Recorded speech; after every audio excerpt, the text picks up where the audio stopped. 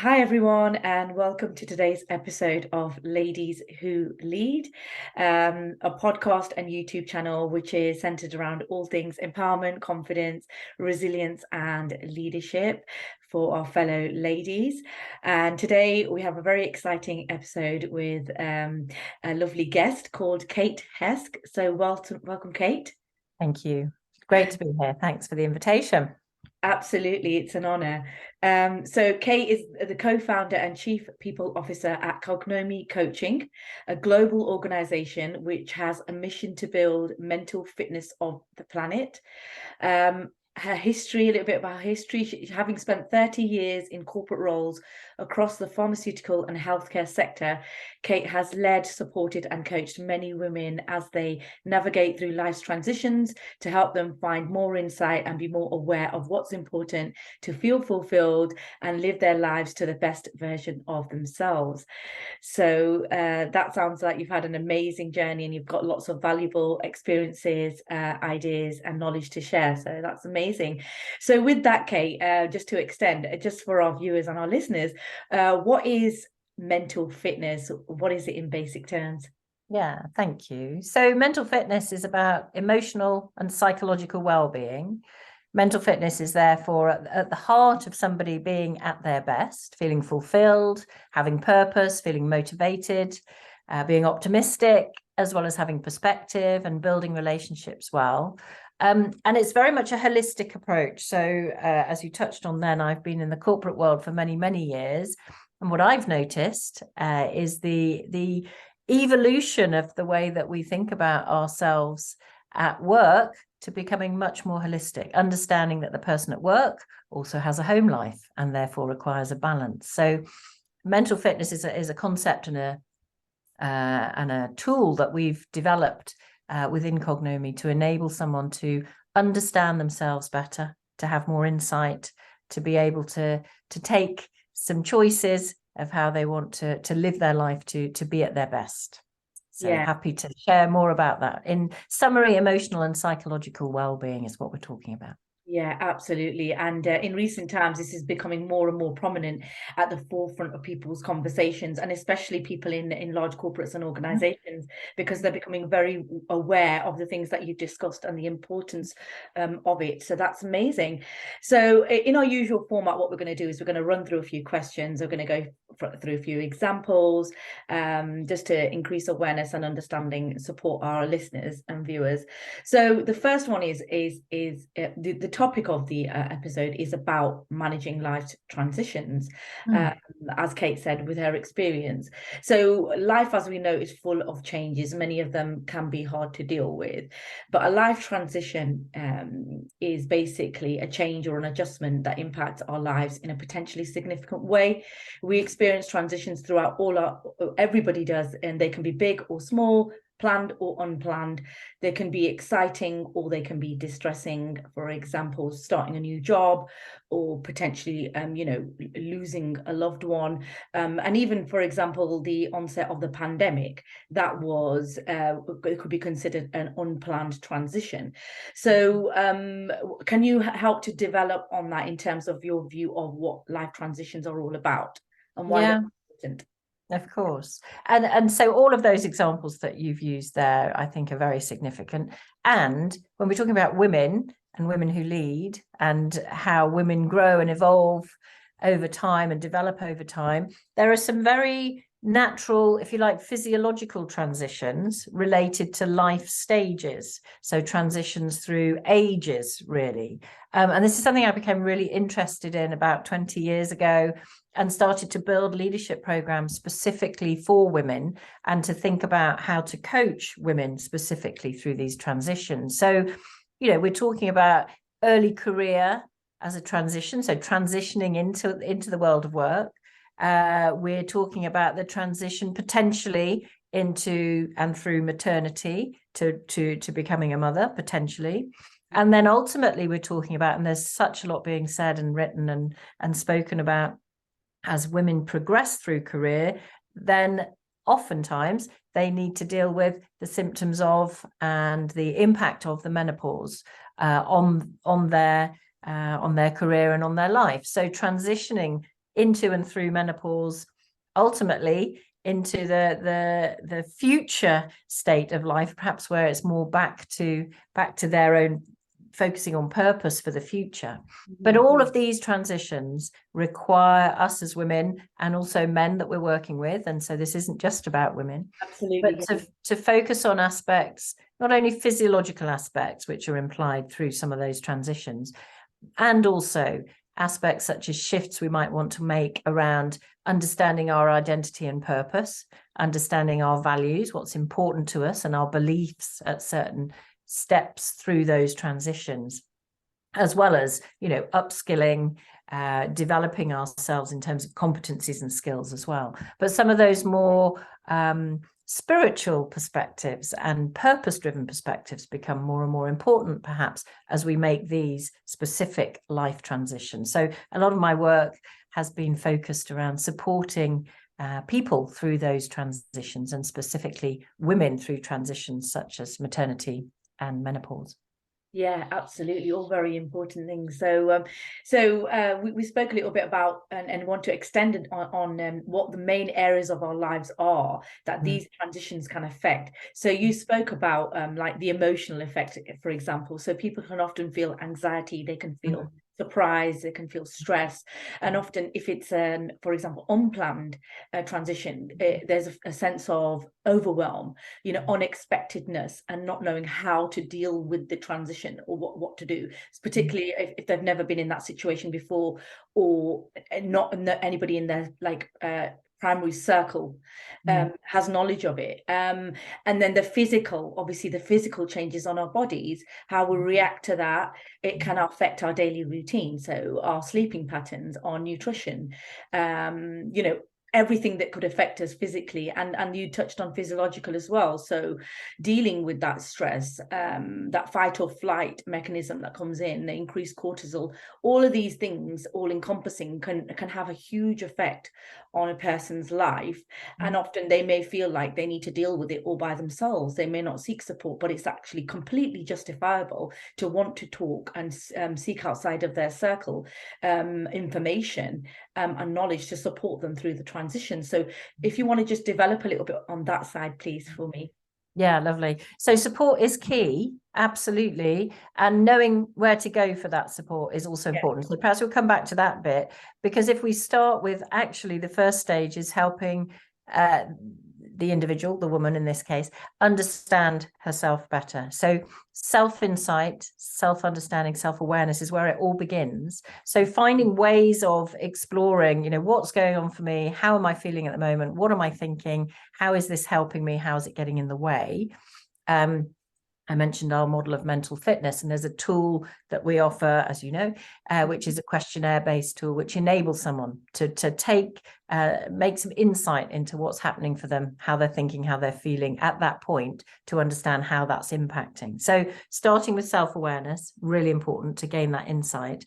And when we're thinking about how to support then our thinking and our approach to what we might do differently, or how we're going to care for ourselves and lead ourselves before we can lead others, the support is really important, whether that comes through an organization. So many organizations are now seeing the importance of a shared duty of care to any aspect of development or performance, and most definitely when we're thinking about women going through transitions such as menopause. So tapping into what's available in the organization in terms of support might be tapping into the opportunity to talk to others going through a similar experience, and to therefore normalize the experience, gain support from others who are experiencing it. And I would say, and you'd expect me to say this, get yourself a coach. So the support of someone who can help you think it through, a thinking partner, someone who helps you understand what's going on, and importantly, to make choices and take responsibility for things you might want to change. And all of this, of course, starts with the individual in mind, but absolutely impacts other people around them, and absolutely impacts the organization. So we relate it very quickly to performance, to being able to do a job and do a good job and show up and be the best version of ourselves. So that support is really important. Yeah, absolutely. I totally agree. And knowing, like you said, where to get the support and going to a qualified person who's, who's got experience and knows how to support you in the correct way. And there are lots of models and tools and things that we use within Cognomie that can really support people to get through that journey in the best possible way. And it makes a huge difference to a person's well-being and, like you said, mental fitness all together. Okay, so if we move on then and talk about why life transitions in particular are challenging. Because even the exciting ones, things that we look forward to, they can be challenging, and it represents a change from what we're accustomed to previously. So even if we would call it a good change, for example, there is a process of getting adjusted to a new routine, which requires effort. So why else are transitions challenging in particular? Yeah, great. So there's a perspective which is things that are kind of changing within us. So that part of this is about what's happening within our own physiology or within our own psychology, or our own emotional makeup, impacted by those transitions. And we've touched on a number of physiological transitions where, it has an impact on our body. So the physiology is important. And as we shift and move, there are other aspects of psychology that we need to consider. I mentioned purpose and identity, beliefs and values previously. As we age, we naturally evolve as a human being, and we may need to reconnect to what's our purpose? Why am I doing this? Why is this job I'm currently in giving me what I need it to give me? So there's natural aspects to attend to in terms of our own internal perspective. So what I'm thinking, how I'm feeling. And of course, we need to engage differently with the world around us. So if we're going through a transition into a new role, or a transition of returning from maternity leave, or a transition as we're experiencing and building our capability and capacity to deal with the menopause, we might need to interact with people around us a bit differently. We might need to change the conversations that we have. We might need to contract in a different way to manage expectations of how we're going to show up and how we're going to do our job. And we might need to interact differently with our manager, for example, or with our partner at home, or with other people around us, because as an individual, we're evolving and things are changing for us. And sometimes we need to therefore change the conversation around us with those people around us. And the important part about that, and it also goes back to your previous point, we need to have the courage to have the conversation and the compassion to have the conversation that works for us and also for others around us. So those are perspectives that's really important for us to build confidence, courage, as well as compassion, in order to have the conversations to help us make the shifts that we want to make and stay operating at our best. Yeah, absolutely. So just to add to that, often we can have unexpected changes as well. So things that happen unexpectedly and have a direct impact on our daily lives, and they can be difficult to cope with. For example, having an accident or losing a job, losing a loved one. These things happen often without warning. So ultimately we can be caught off guard by this sort of life transition, and it can be challenging to navigate because we haven't had the chance to prepare. So what would you say in that sort of situation? So again, it's about pausing for long enough to notice what's going on, to be kind to ourselves, and always remember the self-care perspective on this. Inevitably, as human beings, very often we'll take things personally, or we'll refer it back to ourselves personally. And so pausing and creating enough space when we've got the energy to do it, to understand or to notice what's really going on, to be aware of our thoughts and feelings and recognize that they are just thoughts and feelings. They're part of us, not all of us. To normalize as much as we can the experience, to understand that, whilst our experience is unique to us, other people will have been through something similar. And so again, to your point about seeking support elsewhere, valuable to go out and see, who else can I connect with? Connection becomes really important when we're going through those transitions. Absolutely. And there's always going to be someone somewhere, like you said, and there's so many support groups out there these days for very specific things. So the help is always out there. So moving on. So let's now talk about maybe some tips or recommendations to help women to deal with these sorts of transitions. So like some really specific things that they can do. So like one I thought of, for example, setting realistic expectations, which is similar to what we've been talking about. So unmet expectations, for example, can create frustration or stress. So if you expect that navigating a transition will be a breeze and that doesn't work out that way, you might be somewhat disappointed. So instead, having reasonable expectation that you will likely feel stressed and you might feel overwhelmed at times. So it's also helpful to remember that feeling stressed during a transition is normal. So giving yourself that self-care, self-love, self-compassion throughout the process of the transition, and expecting that, you know, something's changing here, something's adjusting in my life, and I need to give myself the time to basically acclimatize to whatever that change is going to be. So give me some other ones that you've got with your clients. Yeah. So, and building further on that around stress, again, it's recognizing that, you know, to a certain extent, stress is good for us. So we perform at our best when we're under what we might call eustress. So there are models of stress that talk about euphoric stress. So, you know, if we're preparing for a presentation, we want to feel a little bit as though the adrenaline's working for us so that we can be of our best.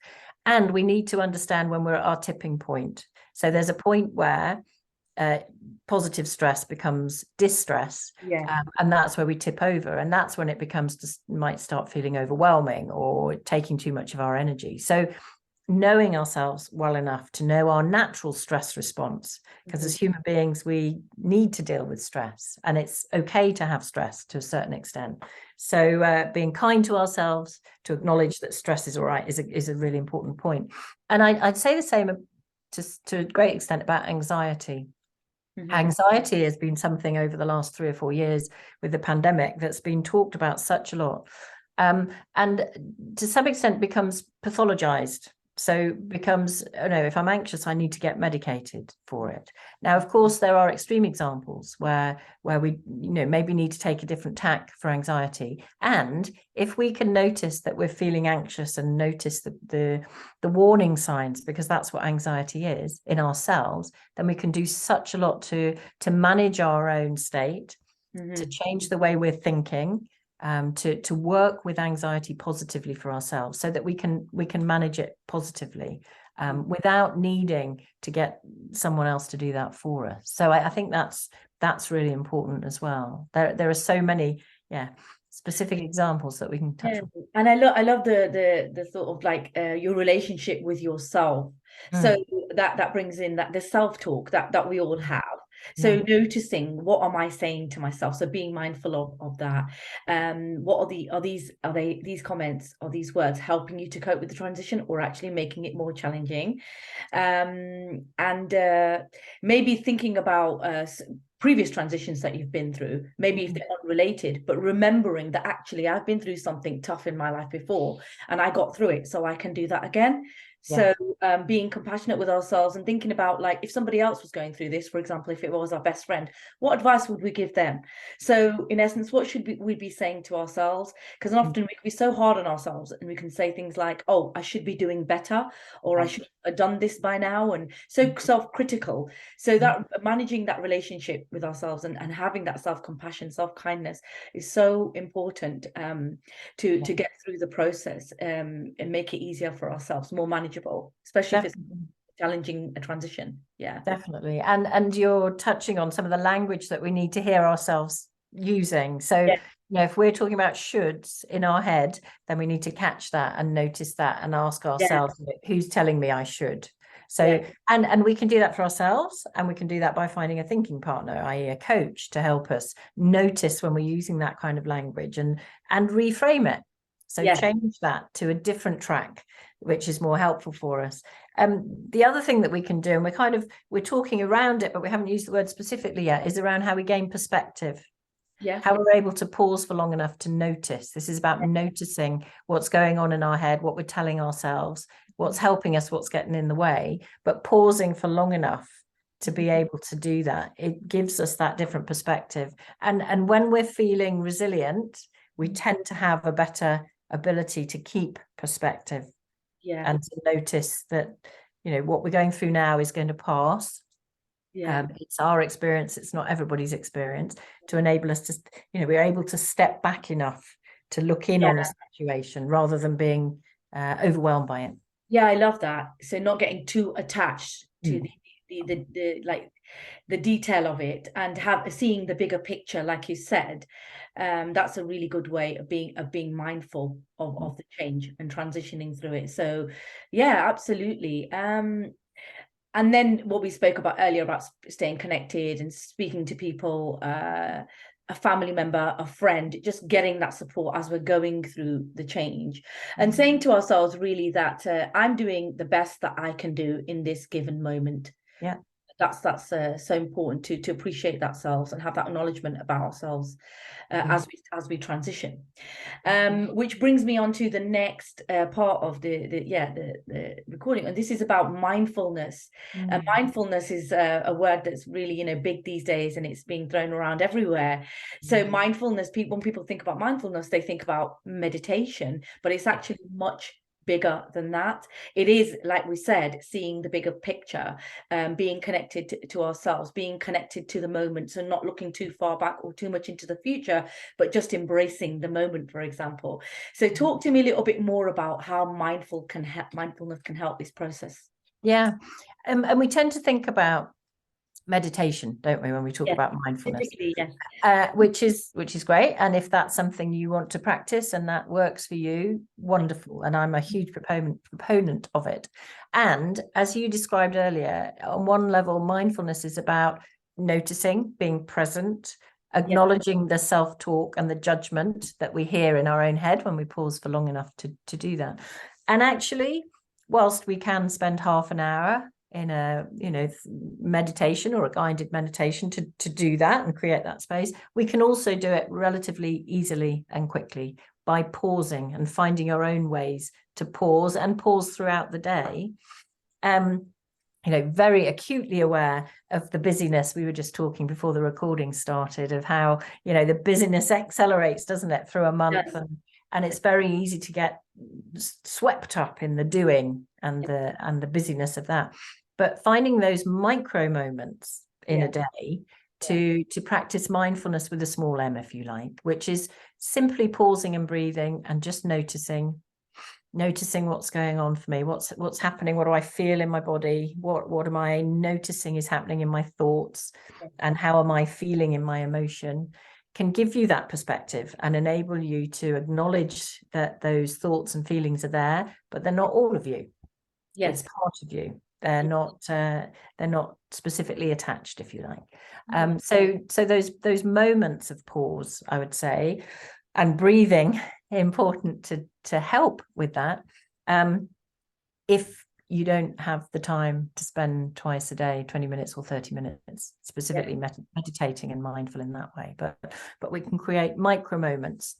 Yeah, absolutely. And it really helps us to not get caught up in the increased anticipation or indeed the dread of what's about to happen. And it's all about emotional awareness. So often, we have conflicting thoughts, conflicting feelings that are happening at the same time. So it's really honing in on that and managing it effectively, like you said, by being present and not just getting caught up in so many different thoughts. That's going to just cause more stress and make it more difficult for us to go through what we're about to embark on, or the change that has occurred in our lives. Also, I was thinking about, for example, to just have that mental attitude that to expect change, that change is inevitable, making a habit of expecting it and not getting too attached, like we spoke about earlier, because there's that cliche, the only thing constant in life is change, but it's actually true. It's part of being human. And it's completely justifiable reason to actually seek extra support or whatever we need. But it just understanding that change, it's going to happen. And another point specifically, say for women, some things may be typically considered as it's normal, but if we're finding it challenging or stressful, we might think that there's something wrong with us. So as a woman, you're meant to go through these things. So you're meant to be able to be resilient and get through them with ease. But actually, if we look at our own particular example and we are finding it difficult, we might think, oh, I'm weak, or there's something wrong with me. We might be particularly hard on ourselves for that reason. And it comes back to, again, to perspective then, doesn't it? Being able to take an alternative view, sometimes you working with somebody else to help you think more widely about it. And ultimately, it also comes down to acceptance. Yes. There is an importance, as you've touched on there, of being able to accept that this is something that's happening, and I still have choice. Yes. So the point of what are the choices I'm going to make about what I'm thinking, you know, the self-talk and how I'm going to use that, what I'm going to tell myself, but also, of course, my behaviors, my actions, how I'm going to relate with others around me, and always coming back to the conversations I need to have. So with myself, what do I need to tell myself that's different or similar to help me get through this? And what are the conversations that I need to have or want to have with other people? And sometimes we need some help to get some confidence and courage to have those conversations and plan them out. And sometimes we can do that for ourselves through self-reflection. Yeah, amazing. So we've talked about and around quite a few different topics. Obviously, a lot of them are very big topics that can be developed, like you said, by getting support, seeking a coach, and that's very much ingrained with the work that yourself and me that we're very involved in, being coaches as well. So in summary, for example, when I was thinking about this, it's like life. We know life transitions can be a source of stress, a source of uncertainty, and often confusion. But it's also a time when we explore new aspects of ourselves. So like our identity, you spoke about beliefs, we can learn from our past, we can develop a vision, and then we can make a better plan for the future. And sometimes we can really surprise ourselves in the way that we actually dealt with something when we look back at it, and be proud of ourselves for it. We can become a new person as a result of the change, which we never envisaged. So whilst there can be feelings of anxiety, overwhelm, and isolation, there can be considered beautiful moments to help us grow and to come into a new state of identity and purpose. So I love that you mentioned that before. So give me your final thoughts or any highlights that you want to talk about. Yeah, well, I'd like to finish on that point, actually, because I recognize and really believe that these transitions give us opportunity, give us possibility. And so helping ourselves see that that's the case is really important. So using all the tools that we've touched on to help us do that.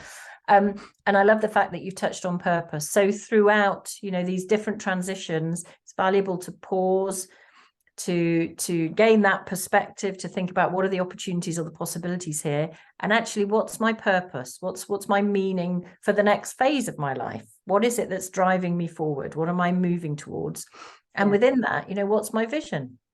Absolutely. What do I want? How do I want to see myself at the end of this next phase, whatever that is? It might be an age related, it might be specifically around the transition itself, but what's my vision? What am I seeing myself as? How do I want to show up? And because within that there's choice, there's possibility and opportunity and choice. Yeah, it's always the way that we look at it, even if it's a challenging situation, and we look at it, for example, with a growth mindset, we see opportunity. There's always an opportunity, even if something's completely unplanned or unexpected. Like you said, reframing a situation and creating perspective really helps to manage the transition itself and what comes after the transition. So that's amazing. Thank you so much. I've learned so much from this conversation. It's been really inspiring and empowering. So thank you very much. I'd like to thank you for being on the podcast and recording today. And I'd just like to ask you if basically our viewers and the listeners want to find you or connect with you, find out more about what you do, or in fact seek to work with Cognomie, please enlighten us and give us some information. Yeah, well, please, I'd be delighted to continue a conversation at an individual level or a collective or organizational level. So yeah, cognomie.com is our website, and you can find me on LinkedIn or kate.hesk@cognomie.com. Perfect. Thank you very much. And with that, we'll conclude today's session. So thank you, and we look forward to next time. Thank you. Bye-bye. Thank you so much, Nari. Bye. Bye.